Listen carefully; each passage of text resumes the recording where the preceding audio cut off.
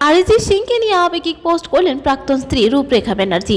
একই সঙ্গে ইন্ডিয়ান আইডলে এসেছিলেন দুজনেই, সেখান থেকে পরিচয় এবং তারপর বিয়ে, কিন্তু তাদের সংসার টিকে নেই বেশি দিন। অরিজিৎ সিং দ্বিতীয় বিয়ে করেন ছোটবেলার বান্ধবী কোয়েল রয়কে। তবে রূপরেখা অরিজিতের বিয়েটা একটা গুঞ্জন বলেও জানা যায়।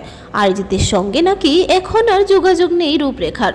তবে অরিজিতের প্লেব্যাক সং থেকে রিটায়ারমেন্ট নেওয়ার খবরে আবেগিক করে তুলেছেন রূপরেখাকে। এই নিয়ে তিনি ফেসবুকে একটি স্ট্যাটাসও দিয়েছেন। তিনি লিখেছেন, কি লিখবো ভেবে পাচ্ছি না, প্লেব্যাকের এত ব্যস্ততা থেকে আপাতত বিশ্রাম, একটু জিরিয়ে নেই, আবারও উঠে পড়ে এগোতে হবে নতুন ইন্ডিপেন্ডেন্ট মিউজিক ক্রিয়েশনে।